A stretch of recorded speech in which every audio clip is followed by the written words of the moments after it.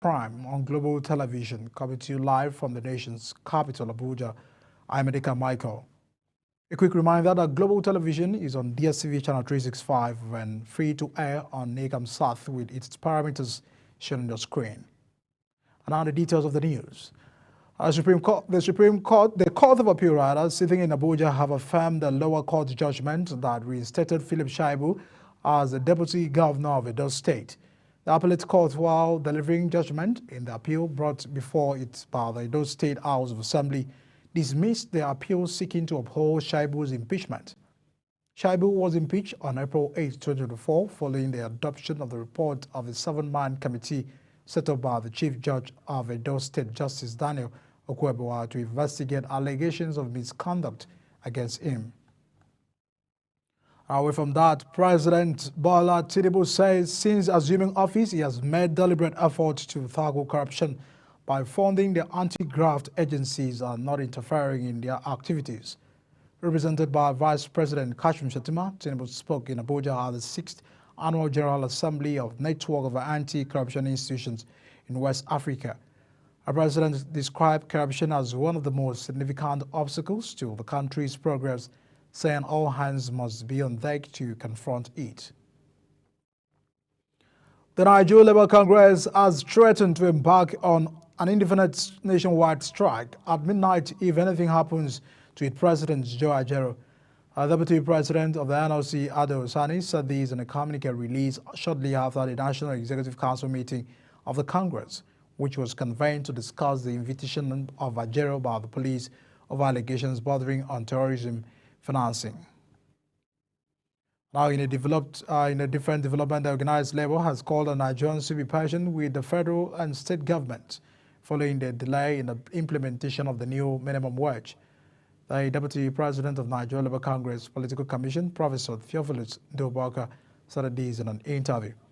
The call came in a move to absolve the federal government of any wrongdoing, saying it would be unfair to conclude that there was a deliberate attempt to avoid paying the new minimum wage.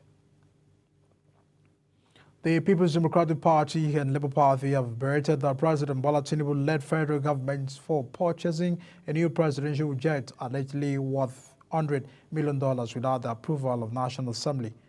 PDP Deputy National Public Secretary Ibrahim Abdullahi and Deputy Youth Leader Timothy Osadula described the action of the government as insensitive, while Nigerians are generally facing hard times and struggling to feed.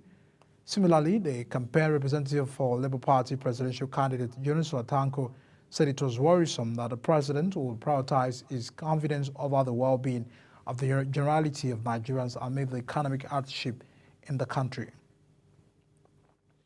And now the federal government has announced the implementation of the cost-cutting measures aimed at saving at least 10 billion naira as Nigeria prepare to participate in the 2024 United Nations Climate Change Conference, COP29, in November.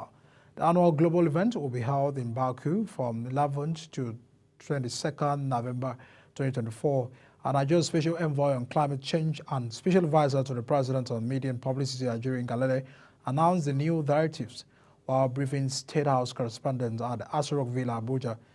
Ngalale says the measures include scrapping payment for a showcase pavilion that cost Nigeria about $500,000 at the 2023 Climate Change Summit COP28 in Dubai. The United Kingdom has donated a counter-insurgency training facility to the Nigerian Armed Forces in a boost for Nigeria's military capabilities. A facility located in Ogun State was officially handed over in a ceremony attended by top military officials from both countries, as contained in a statement from the British High Commission in Nigeria. The UK Ministry of Defence funded the construction of the facility, which was built by a team of Royal Engineers from the British Army in collaboration with Nigerian Army engineers. The new training center is designed to enhance the realism of military exercises, ensuring that Nigerian soldiers are best prepared for the challenges of modern warfare and a future deployment. And now, in an effort to end banditry in the Toureta local government area and adjoining villages, the Sokoto state government has approved the construction of the Toureta Gaidan Road to make the bandit dens more accessible. Governor Ahmed Aliyu revealed these during his visit to the Toyota local government as part of his statewide tour of the 2023 local government of the state. According to him, the road, when completed, will provide security agencies with easy access to the forests that serve as a hideout for bandits in the area. The Rivers State government has warned religious bodies and organizations against carrying out any form of medical outreach without the approval of State Ministry of Health.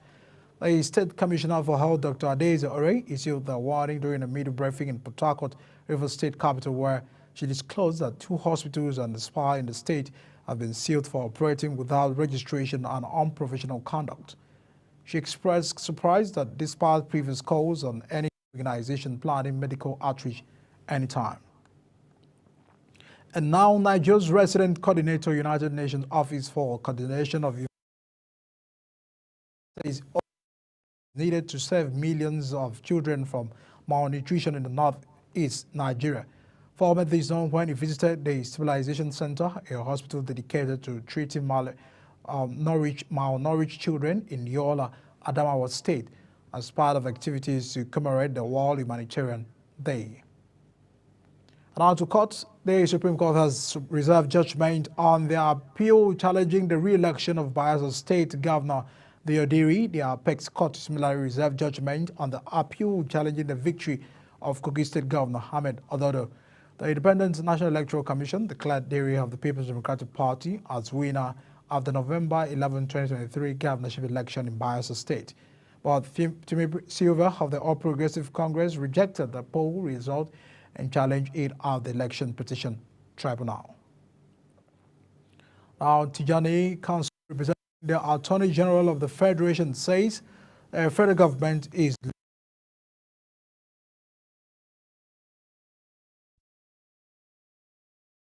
CGN. In an appeal, Anagan challenged his removal from office in 2019. The former CGN argued the tribunal chairman was biased and denied him fair hearing. He noted that only the National Judicial Council had the power to discipline him for misconduct and not. We'll go on a quick break, and once the News Prime returns, we'll take other stories. Do stay with us.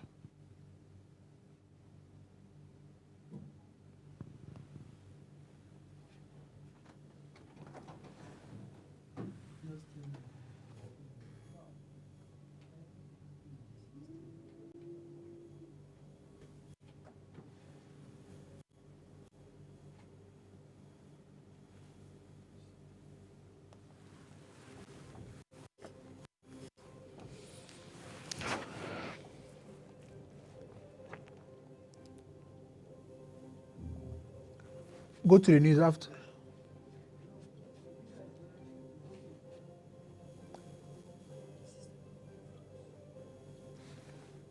I want to tell him something now.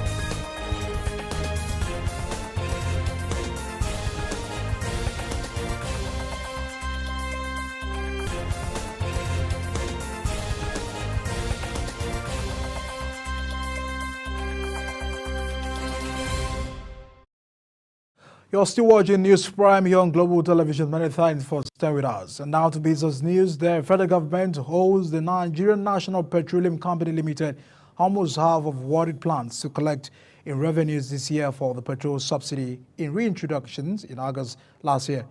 A report stated that NNPC is owed 7.8 trillion naira by the government in subsidy.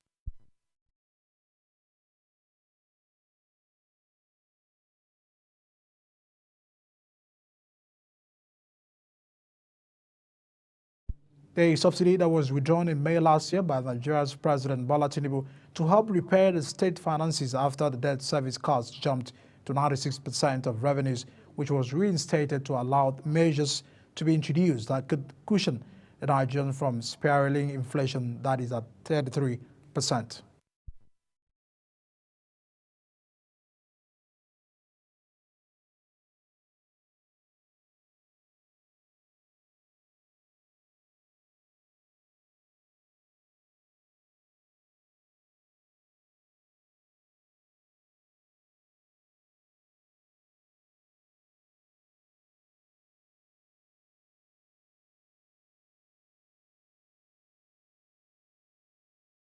This inflation data released on Thursday has shown that Nigeria's inflation decreased to 33.40% in July from 34.19% recorded in the previous month. And the Central Bank of Nigeria has reported a 130% surge in remittance inflows, with the figure reaching $553 million in July 2024. In a statement by the Acting Director of Corporate Communications Department at the regulatory bank says the milestones represent the highest monthly remittance inflows ever recorded, marking a significant increase from the same period in 2023. The Independent Petroleum Marketers Association of Nigeria, Mosimi Depot in Ogun State, has blamed the current fuel scarcity in the southwest region of the country on the refusal of the management of the Nigerian National Petroleum Corporation Limited to make petroleum product available to its members 3 months after payment.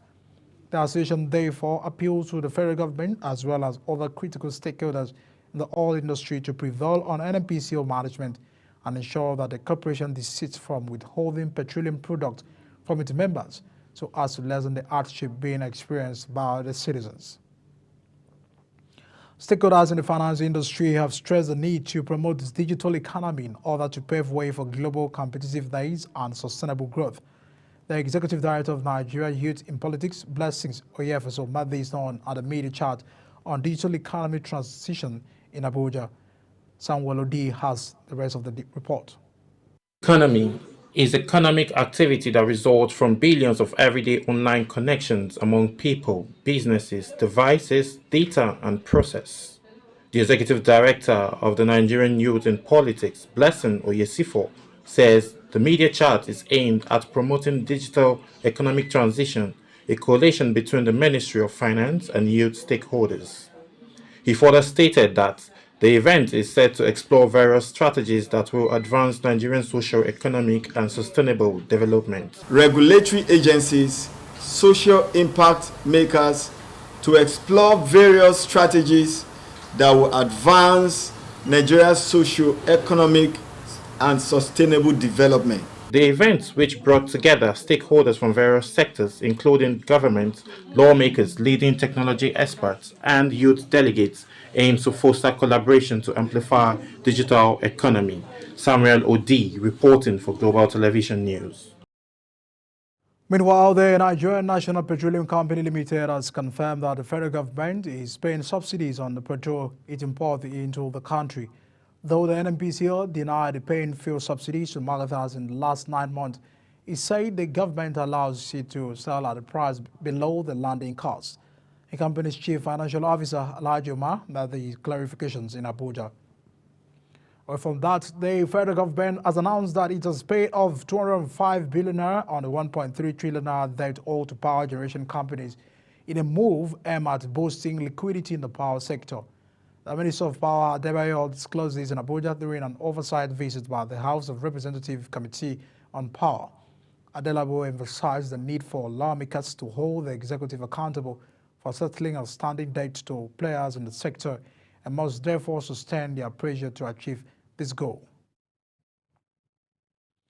The new Director General of the Infrastructure Concession Regulatory Commission, Jobson Ewalifo, has vowed to streamline public-private partnership processes to accelerate infrastructure development, the bridge other tenders gaps, and stimulate economic growth. He said that public-private partnerships are vital for advancing development across all sectors and the need for strategic procedures and crucial steps to improve their delivery, considering Nigeria's facility gaps. He also promised that they will, within the ambit of the law, resolve all circumstances that hamper the execution of projects so long as such projects are bankable and viable, important to the Nigerian people, and deliver value for money. The U.S. government has announced a $27 million humanitarian aid package for Nigeria to assist the vulnerable populations and build resilience against food insecurity and the climate change impact. The U.S. mission in Nigeria, which started this in Abuja, said the funding was part of the U.S. government's $536 million humanitarian aid package to sub-Saharan Africa. It said that the comprehensive aid package was officially unveiled by U.S. Under-Secretary of State for Civilian Security, Democracy and Human Rights. Away from that, the Chief Executive Officer of the Nigeria Financial Intelligence Unit, Afsat Bakari, has disclosed that the unit has begun the deployment of artificial intelligence, AI, and the machine learning tools to assist in its operations to fast-track its process. Bakari said this during the opening ceremony of the first high-level retreat in Abuja. He noted that the development tool strengthens the technology's platform, saying that the actions was in conformity with the federal government policy of a paperless working office environment. And on the foreign scene, thousands of children in northern Vietnam will struggle to return to school after flash floods and landslides damage homes and destroy crops and isolated several communities in the region, a charity one. The country's north experienced an extremely wet summer with mountainous areas in the northwest, particularly the hard-hit heavy wet downpours and the flash since early July. Nearly 29,000 houses have been damaged and 90,000 hectares of crops destroyed, according to Vietnam's General Statistics Office last month. And now hundreds of protesters have gathered at a railway station in the western state of the Maharashtra to protest against the alleged sexual assault of 2 children. The girls were allegedly abused when they went to use the toilet in the nursery school in Thane District City. Police have arrested a male employee of the school, but the parents of the children have alleged that there was a delay in the action. Train services at the railway station were stopped as angry protesters blocked the tracks, demanding justice for the children. In a related development, India's Supreme Court has set up a national task force of doctors to make recommendations on workplace safety following the rape of mother of a trainee medic at a state hospital that prompted nationwide protests. The court, which took up the case on its own, said a doctors' panel was being established to frame guidelines for safety and protection of medical workers across the country. It directed the task force to submit an interim report within 3 weeks and a final report within 2 months. 2 United States diplomats and Secretary of State Anthony Blinken has visited Egypt for talks on a Gaza ceasefire after saying Israel had accepted a U.S. bridging proposal for a deal and urging Hamas to do the same. Blinken, on his 9th visit to the Middle East since the Palestinian militant group's October 7 attack that triggered the war with Israel, flew to the El Amin in the Mediterranean city famous for a World War II battle and began talks with Egyptian President Abdel Fattah at his summer palace. He will later head to Doha, where he is expected to meet with Qatar Emir Hamid Al Thani. Both Egypt and Qatar are working alongside the United States to broker a truce in the 10th-month Gaza conflict. And our sport news tonight, the general manager of Eyimba Football Club and legendary footballer Kanu Nwankwo has inaugurated a family stand at the club stadium in Aba, Abia State. Kanu said this in a statement. In Aba said the initiative aims to create and provide a welcoming and inclusive environment and atmosphere for families to enjoy live football together. He said the family stand is designed to provide a safe and comfortable space for parents and children to cheer on Eyimba Football Club. And Paris Saint-Germain had risks of being banned from the Champions League after Pape reported the club to the French Professional Football League at Europa over unpaid wages. The French superstar, who left PSG for Real Madrid earlier this year after 7 successful years in Paris, claims the clubs owe him a substantial sum of money from the final of his contract. According to Le Monde, Pape is still owed 46.8 million euros by PSG, which includes 3 months of unpaid wages and the 30.6 million signing bonus that should have been paid in the month of February. Additionally, the forward is seeking an artificial bonus to compensate for the missed payment, as reported. by the league. And now the 2024 Women's Under-20 Women World Cup scheduled for October has been moved out of the Bangladesh and will take place in the United Arab Emirates, the International Cricket Council announced on Tuesday. The decision to change the venue comes after unrest that led to overall of Prime Minister Sheikh Hasina after 15 years of iron-fisted rule. More than 450 people were killed in the weeks of the protests leading up to August 5th outstar, most by the police fire. And to wrap up Global TV News Prime, here is a quick look at some of our major stories. Appeal Court has affirmed Philip Shaibu as Edo Deputy Governor. And besides, federal government has announced cost-cutting measures to save 10 billion naira. On the foreign scene, the United States government has announced $27 million humanitarian aid for Nigeria. On in sport, we told you Women's World Cup has been moved from Bangladesh to United Arab Emirates. That's the News Prime coming to you live from Nigeria's capital, Abuja. We're on DSTV channel 365, start time 276, and free to air Nikam South on the parameters shown on your screen. Kindly follow us on all social media platforms using @Global TV NG and other handles now sharing the screen. I am Edikan Mike, and many thanks for staying with us on News Prime. See you again.